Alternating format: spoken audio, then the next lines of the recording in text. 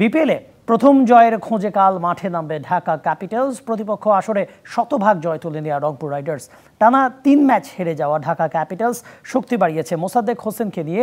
দলে যোগ হচ্ছেন বিশ্বকাপ জয়ী ইংল্যান্ড ওপেনার জেসন রয়ও। সিলেট আন্তর্জাতিক ক্রিকেট স্টেডিয়ামে ম্যাচটি শুরু হবে দুপুর ১:৩০টায়। পরের ম্যাচে সন্ধে ৬:৩০টায় সিলেট স্ট্রাইকার্সের প্রতিপক্ষ ফরচুন বরিশাল। মাঠের বাইরে নানা আয়োজন, কিন্তু মাঠে তার ছিটে ফোটা নেই। ঢালিউড কিং শাকিব খানের ঢাকা ক্যাপিটালসের অবস্থা এখন এমনই। ঢাকা পর্বে ৩ ম্যাচের ৩টিতেই হারের মুখ দেখেছে ক্যাপিটালস। দলের মূল ভরসা লিটন কুমার দাস ব্যর্থতার বৃত্তেবন্দী। আরেক ভরসা তানজিদ হাসান তামিমের ব্যাটও প্রত্যাশা পূরণ করতে পারছে না। সবশেষ ম্যাচে থিসারা পেরেরার সেঞ্চুরিতে কিছুটা লড়াই করে দল। আগের ২ ম্যাচে সেভাবে লড়াইও জমেনি। সিলেটে মাঠে নামার আগে ঢাকার জন্য সুসংবাদ।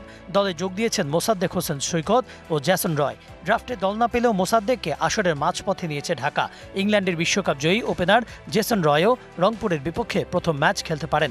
কোচ খালিদ মাহমুদের আশা ম্যাচে ঘুরে দাঁড়াবে দল। মোসাদ্দেককে নেওয়ার একটা কারণ ছিল we don't have off spinner, যে কোনো যখন ব্যাটসম্যানরা বা হাতিরা আসে আমরা আমাদের লেফট আর্ম স্পিনের উপরে ডিপেন্ড করতে হয় কিংবা ফাস্ট বোলিংয়ের উপরে ডিপেন্ড করতে হয়।